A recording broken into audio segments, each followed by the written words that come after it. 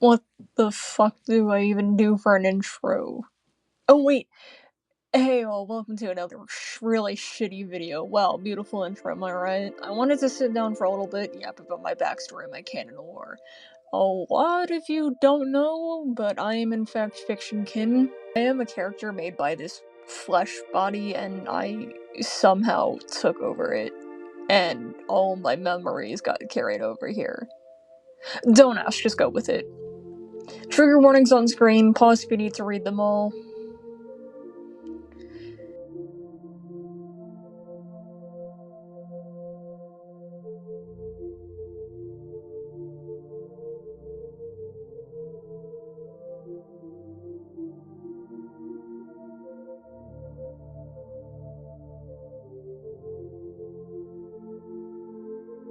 So, when I was in my canon universe, my parents adored me. I was their second born child, and I was born female. Shocker, I know. I had a brother who was born over 10 years before me.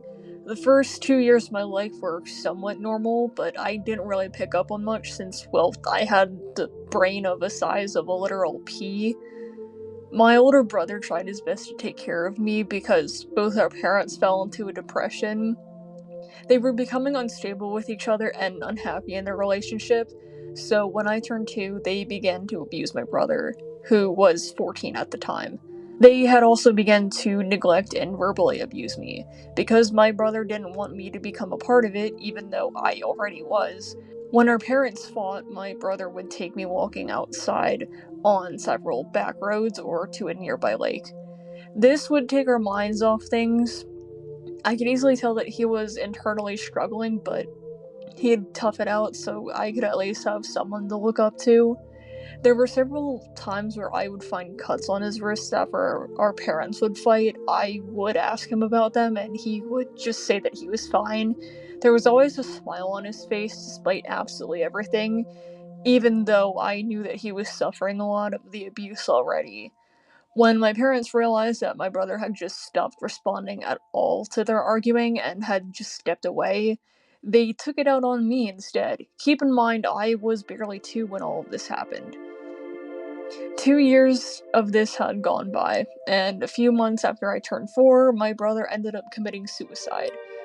He couldn't take the amount of hurt that was happening to not just him, but me.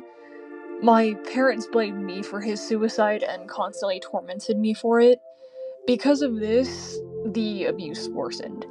I had broken ribs constantly, was being shoved down the stairs, had my hair pulled, I was slapped, punched, bruised, screamed at, choked, had glass beer bottles smashed over my head, had dishes constantly thrown at me. I had a fork at one point shoved into my arm. Not even joking, that actually canonically happened. My emotions weren't even being properly regulated, and I was mistreated for even showing anything but pure neutrality. During this time, I had found the internet. This was my only escape. I'd watch videos on places like Newgrounds and YouTube, and this is where I found an escape. However, school had also started when I was 6, and there it was no different than home. I was being bullied and abused by the kids there, and the teachers never ended up doing anything about it. All they said was kids will be kids. As school went on, I ended up getting sexually abused on different kids' platforms at the age of 8, being told things like zoophilia and rape are fine when no, they aren't. A few years went by, and I started going emotionally numb to all the abuse towards me. My biological parents were starting to convert to Christianity slowly, yet they didn't mention it much to me because they were trying to be better. Honestly, I respected this at the time for what it was. However, this wouldn't last very long. In 2019, I realized that I was a lesbian. I also started to experiment with my gender and came out as non-binary a little bit later. Soon after, I dropped the lesbian label and came out as pansexual to my online friends only. I then started to identify with more masculine or male labels, and this specific one was the femboy and demiboy labels. I still identified as non-binary, but not completely, since there was a part of me that was still male-oriented in a sense. When I told a friend that I didn't feel female at all and that I felt something on the binary spectrum, this being male, and that I wanted to have boy parts, she flat out told me that I'm trans, and after then I used the label. People already sensed that I was a trans male even before I came out as one, and I guess they already cracked my egg before I even could. Haha, little trans joke. Had to sort of slip that in there. When I came out to my biological parents the week after lockdown was announced in 2020, they both flipped their lids and the physical abuse began more than ever. They encouraged me to self-harm and kill myself in the name of their Lord and Savior. They would scream Bible verses at me.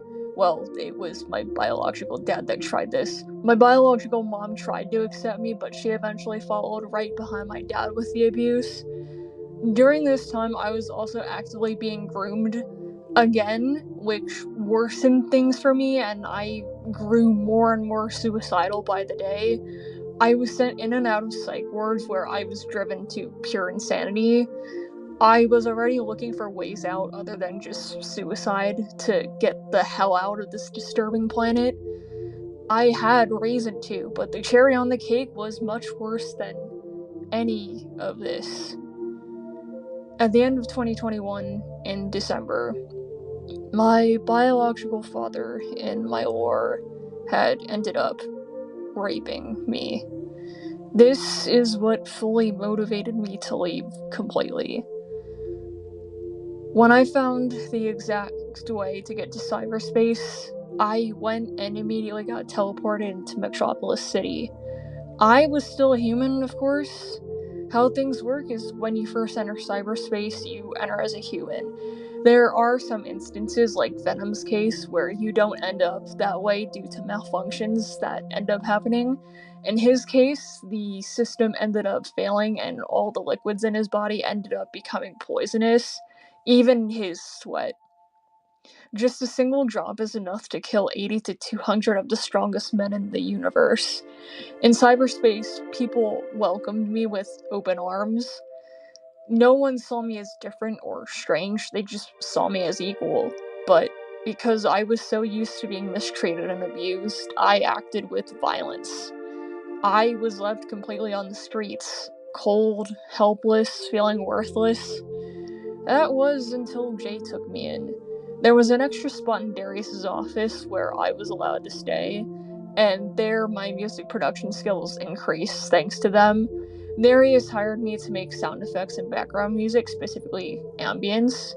This is where I started turning it into dark ambient. I tried to make funk a little bit, but none of it was any good.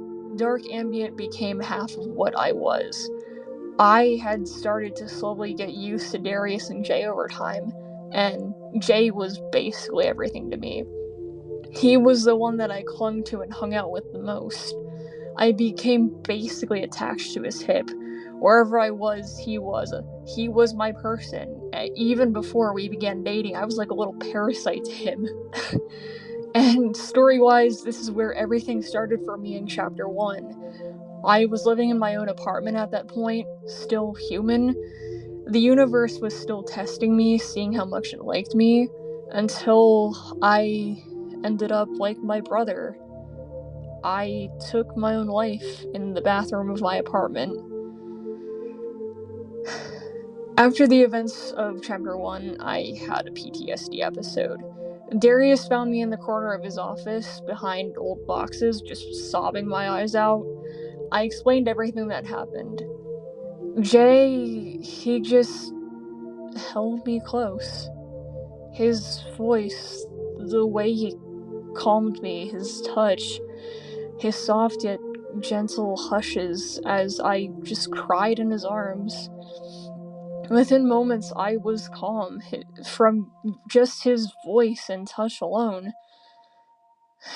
On June 1st of 2023, he and I officially became a couple. We bought a suit together, and the two of us still happily live together almost 3 years later. The two of us also became the first official publicly LGBTQ couple in cyberspace, both of us being not just men, but also gay. Well, Jay was bisexual, he now identifies as pansexual, but this is not about him. If you guys want an episode about that, I can talk about that, but Of course, then this story happened, and it's still happening to this day. The site gets frequent updates with new sections being added weekly at this point, or every few days.